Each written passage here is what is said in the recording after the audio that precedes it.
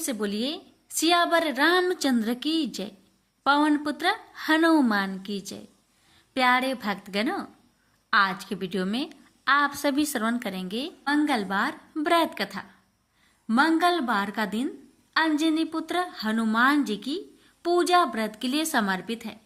मंगलवार व्रत से बजरंगबली की विशेष कृपा प्राप्त होती है और संकट मोचन अपने भक्तों के सभी कष्ट दूर कर देते हैं। मंगलवार का व्रत रखने से अमंगल का नाश होता है और सभी संकट दूर हो जाते हैं।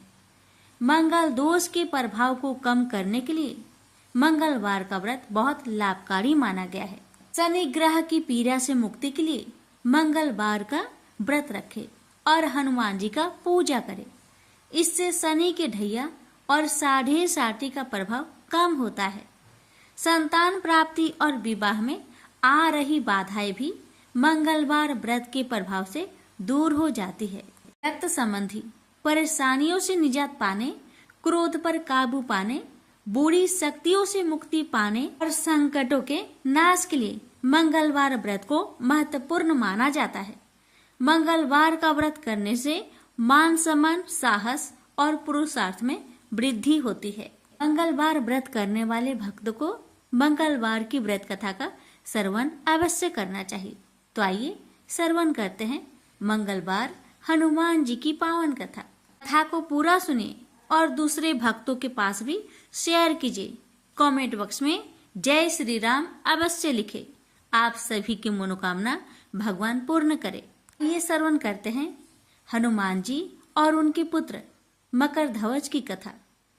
पवन पुत्र हनुमान बाल ब्रह्मचारी थे, लेकिन मकरध्वज को उनका पुत्र कहा जाता है। यह कथा उसी मकरध्वज की है।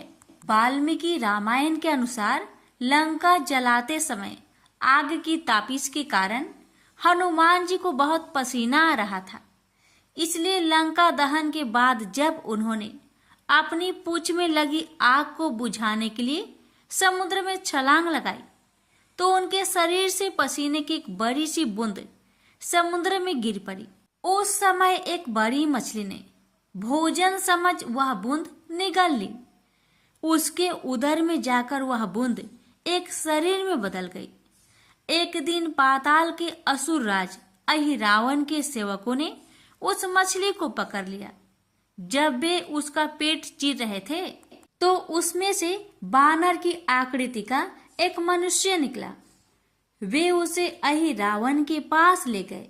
अहिरावण ने उसे पातालपुरी का रक्षक नियुक्त कर दिया। यही बानर हनुमान पुत्र मकरध्वज के नाम से प्रसिद्ध हुआ। जब राम और रावण में युद्ध हो रहा था तब रावण की आज्ञा अनुसार अहिरावण राम लक्ष्मण का अपहरण कर उन्हें पातालपुरी ले गया। उनके अपहरण से बानर सेना भयभीत व शोकाकुल हो गई। लेकिन विभीषण ने यह भेद हनुमान के समक्ष प्रकट कर दिया। तब राम लक्ष्मण की सहायता के लिए हनुमान जी पातालपुरी पहुंचे। जब उन्होंने पाताल के द्वार पर एक बानर को देखा तो वे आश्चर्यचकित हो गए। उन्होंने मकरध्वज से उसका परिचय पूछा। मकरध्वज अपना परिचय देते हुए बोला, मैं हनुमान पुत्र मकरध्वज हूँ और पातालपुरी का द्वारपालक हूँ। मकरध्वज की बात सुनकर हनुमान क्रोधित होकर बोले, यह तुम क्या कह रहे हो दुष्ट? मैं बाल ब्रह्मचारी हूँ, फिर भला तुम मेरे पुत्र कैसे हो सकते हो? हनुमान का परिचय पाते ही मकरध्वज उनके चरणों में गिर गया और उन्हें प्रणाम कर अपनी उत्पत्ति की कथा सुनाई। हनुमान जी ने भी मान लिया कि वह उनका ही पुत्र है, लेकिन यह कहकर कि वे अभी अपने श्री राम और लक्ष्मण को लेने आए हैं। जैसे ही द्वार की ओर बढ़े वैसे ही मकरध्वज उनका मार्ग रोकते हुए बोला, पिताश्री, यह सत्य है कि मैं आपका पुत्र हूँ, लेकिन अभी मैं अपने स्वामी की सेवा में हूँ, इसलिए आप अंदर नहीं जा सकते। हनुमान ने मकरध्वज को अनेक प्रकार से समझाने का प्रयास किया, किंतु वह द्वार से नहीं हटा। तब दोनों में घोर युद्ध शुरू हो गया। देखते ही देखते हनुमान जी उसे अपनी पूंछ में बांधकर पाताल में प्रवेश कर गए।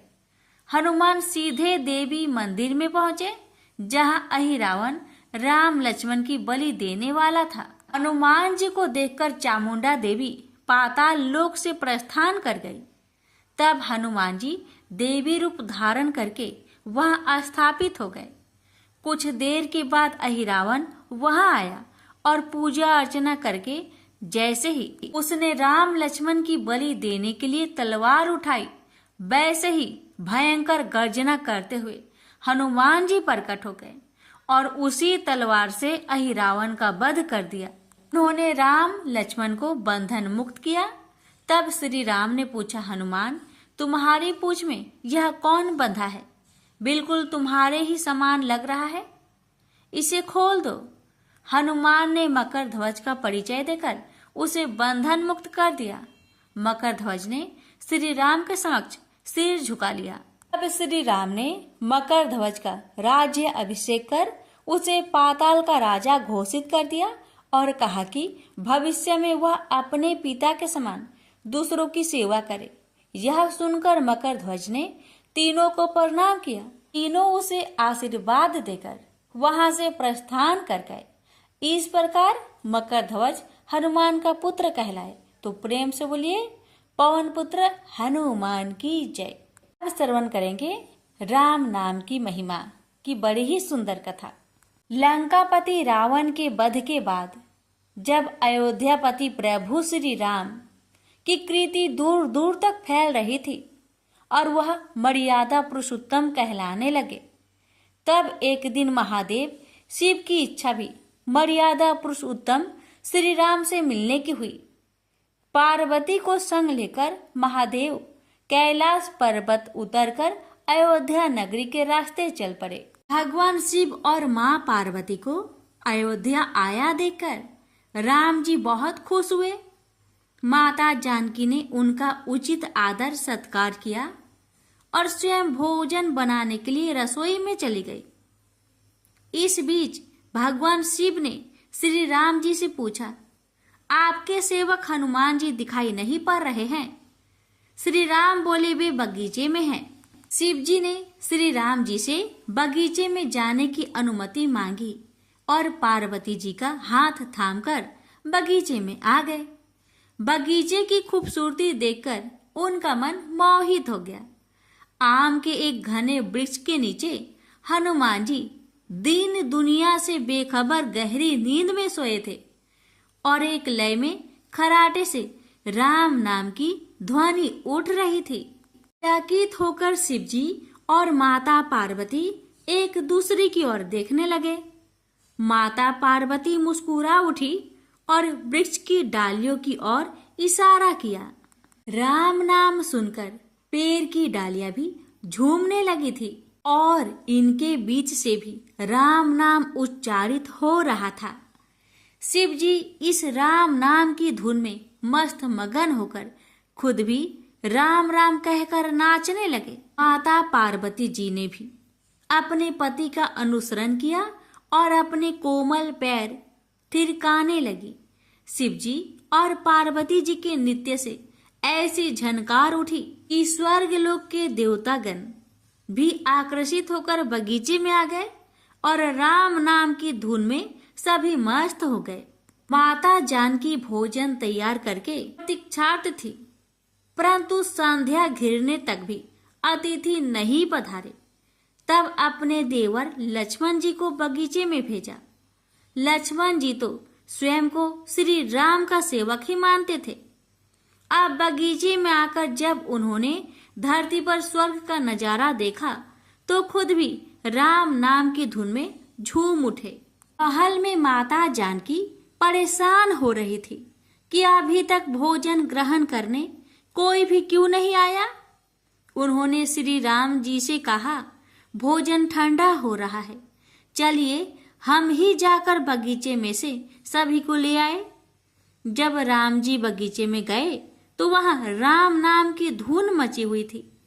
हनुमान जी गहरी नींद में सोए हुए थे और उनके खराटों से अभी तक राम नाम निकल रहा था।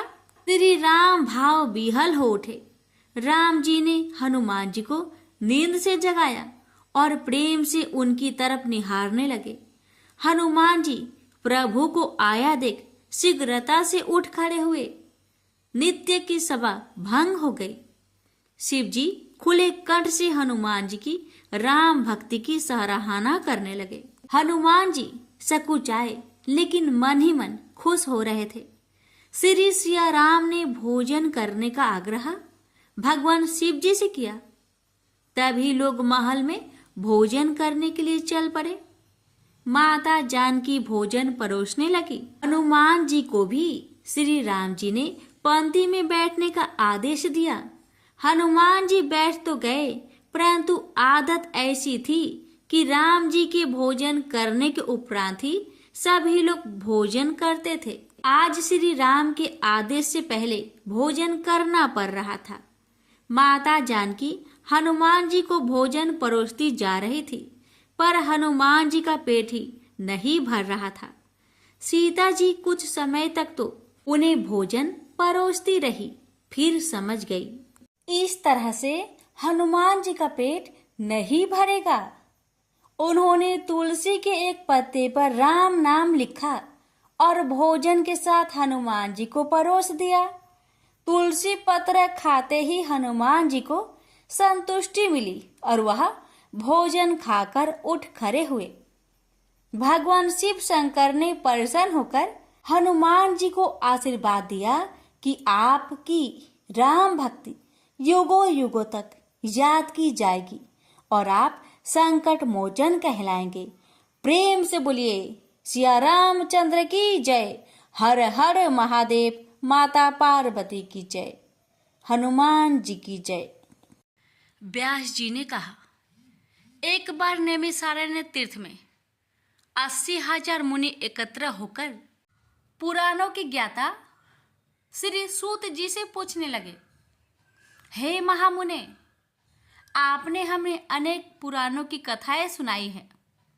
आप कृपा करके हमें ऐसा व्रत और कथा बताइए जिसके करने से संतान की प्राप्ति हो तथा मनुष्य को रोग शोक अग्नि सर्व दुख आदि का भय दूर हो, क्योंकि कलयुग में सभी जीवों की आयु बहुत कम है। फिर इस पर उन्हें रोग चिंता के कष्ट लगे रहेंगे तो फिर वह श्री हरि के चरणों में अपना ध्यान कैसे लगा सकेंगे। श्री सूत जी बोले, हे मुनियों, आपने लोक कल्याण के लिए बहुत ही उत्तम बात पूछी है।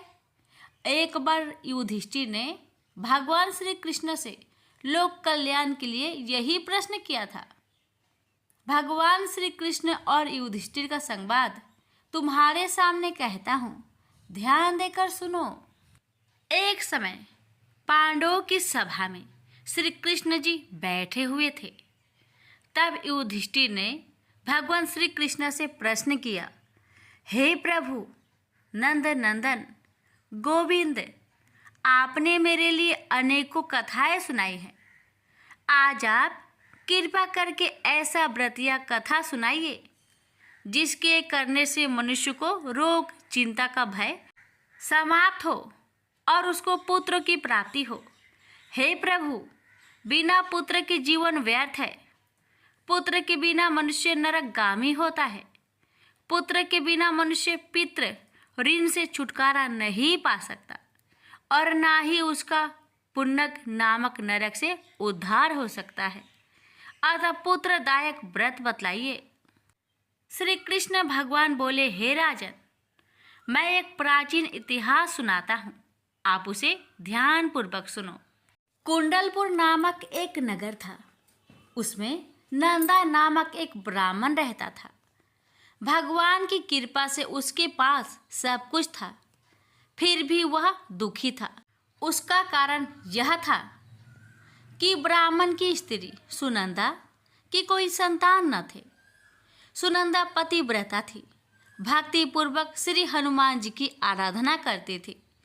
मंगलवार के दिन व्रत करके अंत में भोजन बनाकर हनुमान जी का भोग लगाने के बाद स्वयं भोजन करती थी।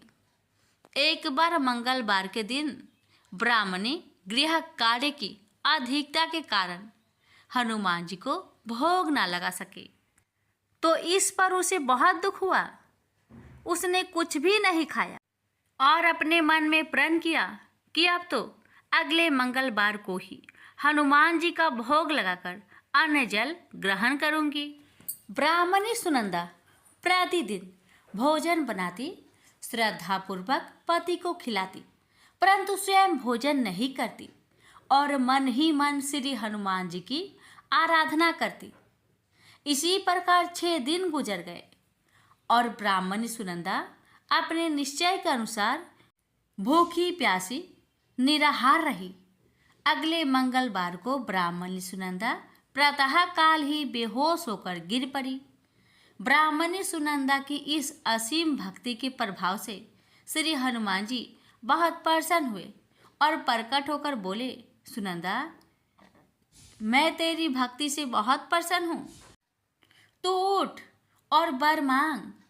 सुनंदा अपने आराध्य देव श्री हनुमान जी को देखकर आनंद की अधिकता से विह्वल हो श्री हनुमान जी के चरणों में गिरकर बोली, हे प्रभु, मेरे कोई संतान नहीं है, कृपा करके मुझे संतान प्राप्ति का आशीर्वाद दे, आपकी अति कृपा होगी।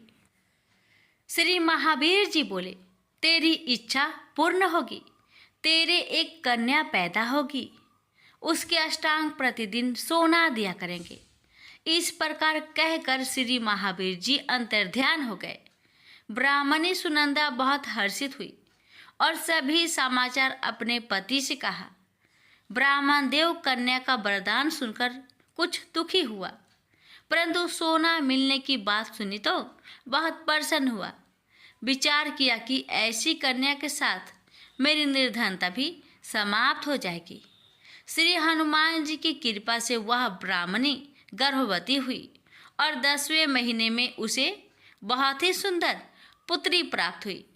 यह बच्ची अपने पिता के घर में ठीक उसी तरह बढ़ने लगी जिस प्रकार शुक्ला पक्ष की चंद्रमा बढ़ता है।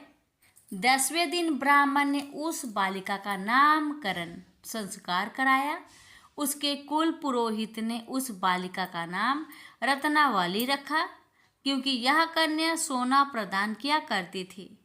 इस कन्या ने पूर्व जन्म में बड़े ही विधान से मंगल देव का व्रत किया था।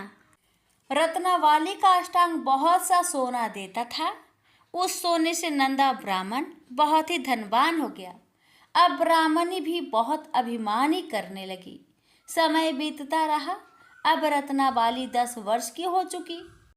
एक दिन जब नंदा ब्राह्मण प्रसन्नचित्त था, तब सुनंदा ने अपने पति से कहा, मेरी पुत्री रत्नावली विवाह की योग हो गई है, अतः आप कोई सुंदर तथा योग वर देकर इसका विवाह कर दे।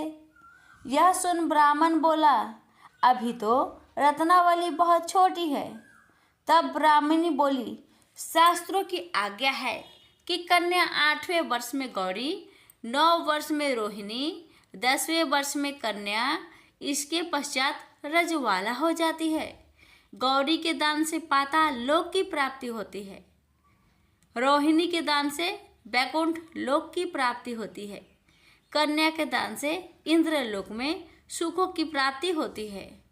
अगर हे पतिदेव रजवाला का दान किया जाता है तो घोर नरक की प्राप्ति होती है।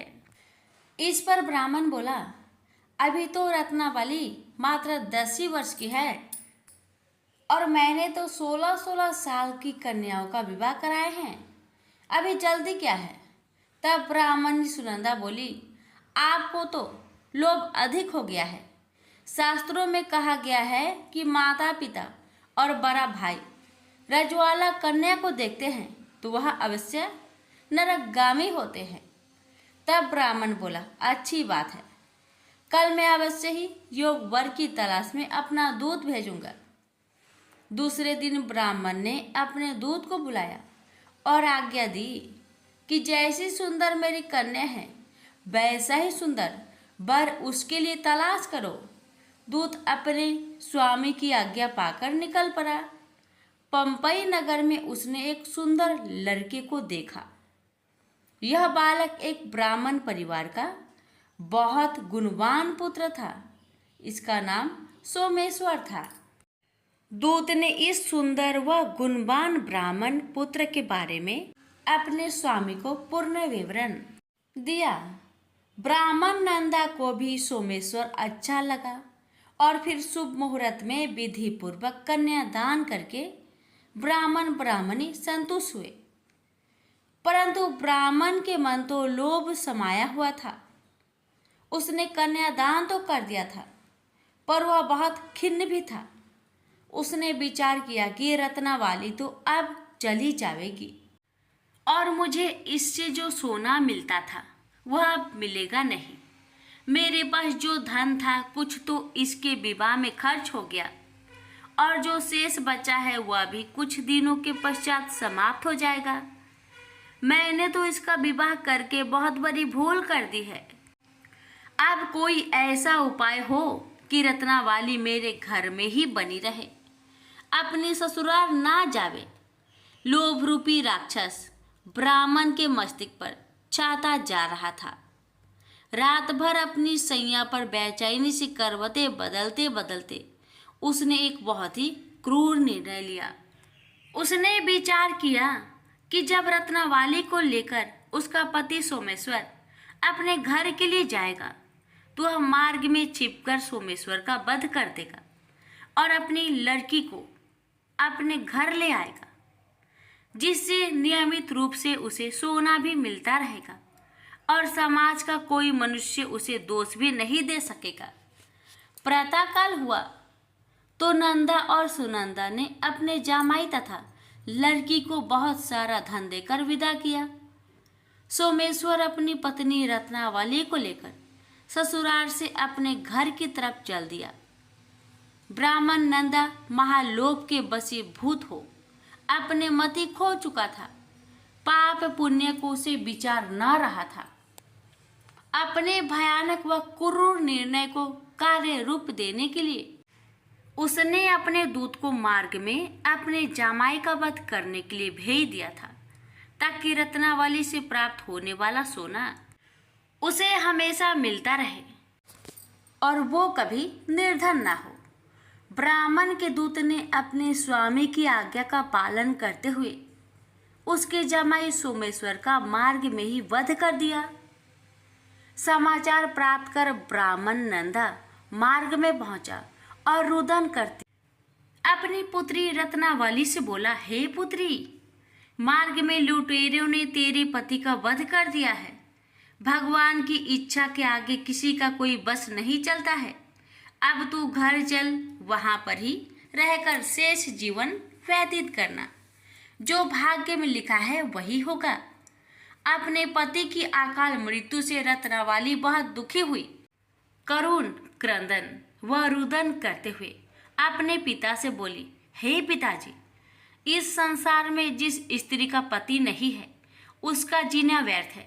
मैं अपने पति के साथ ही अपने शरीर को जला दूंगी और सती होकर अपने इस जन्म को माता पिता के नाम को तथा सास ससुर के यश को सार्थक करूंगी। ब्राह्मण नंदा अपनी पुत्री रत्नावली के वचनों को सुनकर बहुत दुखी हुआ। विचार करने लगा, मैंने व्यर्थ ही जामाई वध का पाप अपने सिर लिया। रत्नावली तो उसके पीछे अपने प्राण तक देने को तैयार हो। मेरा तो दोनों तरफ से मरण हो गया। धन तो अब मिलेगा नहीं। जामाई वध के पाप के फलस्वरूप यम यातना भी भुगतनी पड़ेगी। यह सोचकर वह बहुत खिन्न हुआ। सोमेश्वर की चिता बनाई गई। रत्नावली सती होने की इच्छा से अपने पति का सिर अपनी गोद में रखकर चिता में बैठ गई। जैसे ही सोमेश्वर की चिता को अग्नि लगाई गई, वैसे ही प्रसन्न हो मंगलदेव वहां प्रकट हुए और बोले, हे रत्नावली, मैं तेरी पति भक्ति से बहुत प्रसन्न हूँ, तू वर मांग। रत्नावली ने अपने पति का जीवन दान मांगा। तब मंगलदेव बोले, रत्नावली, तेरा पति अजर अमर है, यह महाविद्वान भी होगा और इसके अतिरिक्त तेरी जो इच्छा हो वर मांग। तब रत्नावली बोली, हे ग्रहों के स्वामी, यदि आप मुझ पर प्रसन्न हैं तो मुझे यह वरदान दीजिए कि जो भी मनुष्य मंगलवार के दिन प्रातः काल लाल पुष्प लाल चंदन से पूजा करके आपका स्मरण करे, उसको रोग व्याधि ना हो, सज्जनों का कभी वियोग ना हो, सर्प अग्नि तथा शत्रुओं का भय ना रहे। जो स्त्री मंगलवार का व्रत करे वह कभी विधवा ना हो। मंगलदेव तथास्तु कहकर अंतर्ध्यान हो गए। सोमेश्वर मंगलदेव की कृपा से जीवित हो उठा। रत्नाबाली अपने पति को पुनः प्राप्त कर बहुत प्रसन्न हुई और मंगलदेव का व्रत प्रत्येक मंगलवार को करके व्रतराज और मंगलदेव की कृपा से इस लोक में सुख ऐश्वर्य को भोगते हुए अंत में अपने पति के साथ स्वर्गलोक को गई। प्रेम से बोलिए मंगल देव की जय। सुनिए हनुमान चालीसा। श्री गुरु चरण सरोज रजे, निज मनु मुकरु सुधारे। बरनउ रघुबर बिमल जसु, जो दायकु फल चारि। बुद्धिहीन तनु जानिके, सुमिरो पावन कुमार। बल बुद्धि विद्या देहु मोहि, हरहु कलेश विकार। जय हनुमान ज्ञान गुण सागर, जय कपीस तिहु लोक उजागर।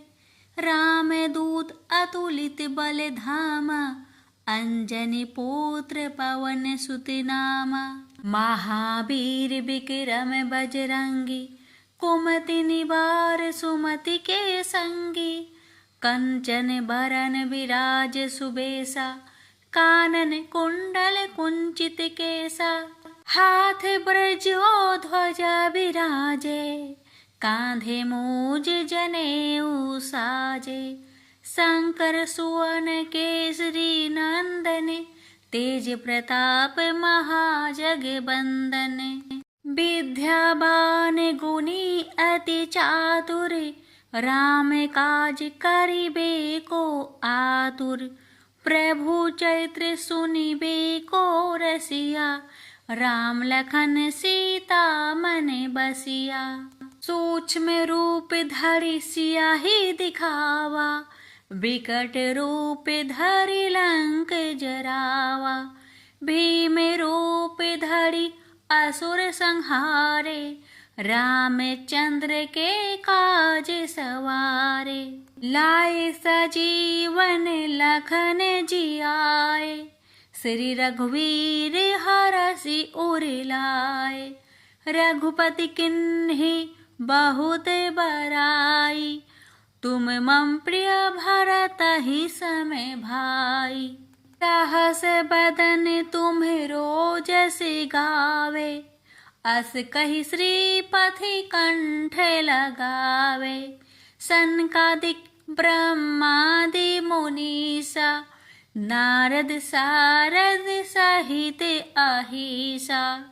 जब कुबेर दिगपाल जहाते, कवि कोविद कहि सके कहाते।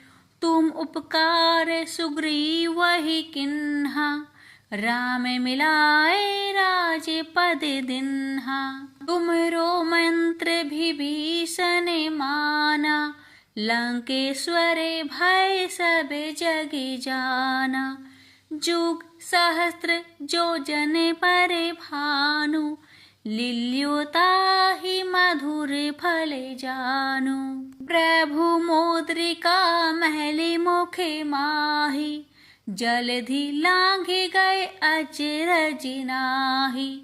दुर्गम काज जगत के जेते, सुगम अनुग्रह तुम रे तेते। राम दुआरे तुम रखवारे, होत न आज्ञा बिनु पैसारे। सब सुख लाहे तुम्हारी सरना, तुम रक्षक काहू को डरेना। आपन तेज सम्हारो आपे, तीनों लोक हाकते कापे। भूत पिचास निकट नहीं आवे, महावीर जब नाम सुनावे। नासै रोग हरे सब पीरा, जपत निरंतर हनुमत बीरा। संकट ते हनुमान छुड़ावे, मन क्रम वचन ध्यान जो लावे।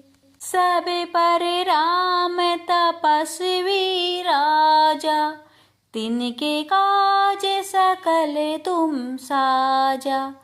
और मनोरथ जो कोई लावे, सोई अमित जीवन फल पावे। चारों जुग परताप तुम्हारा, है प्रसिद्ध जगत उजियारा।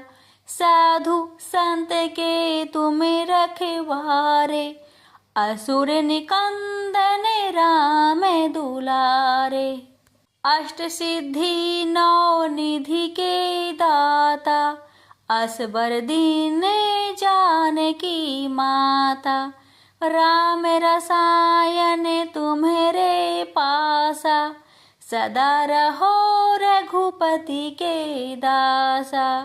तुम्हारे भजन राम को पावे, जन्म जन्म के दुख बिसरावे। अंत काल रघुबर पुर जाई, जहाँ जन्म हरि भक्त कहाई। और देवता चितना धराई, हनुमत सेवी सर्व सुख कराई। संकट कटे मिटे सब पीरा, जो सुमिरे हनुमत बलबीरा। जय जय जय हनुमान गोसाई, कृपा करहु गुरुदेवी की नाई। जो सत बार पाठ कर कोई, छूट ही बंदी महासुख होई। जो यह पढ़े हनुमान चालीसा, होई सिद्धि साखी गौरीसा। तुलसीदास सदा हरि चेहरा, की जयनाथ हृदय महडेरा। पवन तनया संकट हरन, मंगल मूर्ति रूप।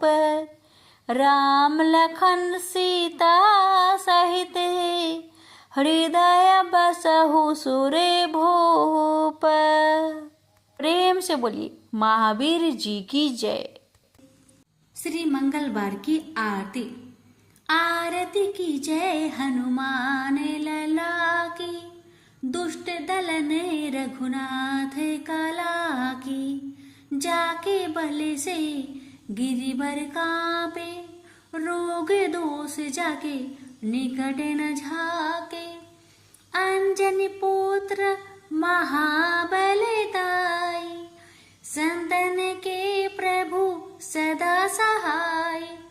देवीरा रघुनाथ पठाए, लंका जाड़ी सिया सुधिलाए।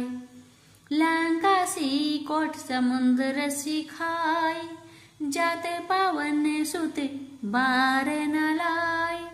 लंका जाड़ी असुर सब मारे, राजा राम के काज सवारे। लक्ष्मण मूर्छित परे, धरनी पे आनी सजीवन प्राण उबारे। पैठी पाताल तोड़ी यमकारे, अहि रावण की भुजा उखारे।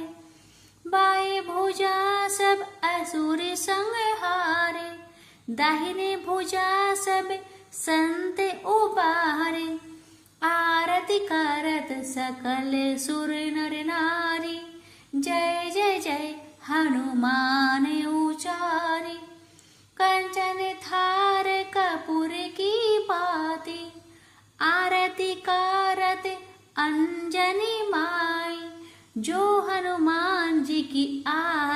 टिकावे, बसी बैकुंठ अमर फल पावे। लंका विध्वंस किशोर घुराई, तुलसीदास स्वामी कीर्ति गाई। आरती की जय हनुमान लला की, दुष्ट दल ने रघुनाथ कला की। प्रेम से बोलिए पवन पुत्र हनुमान की जय।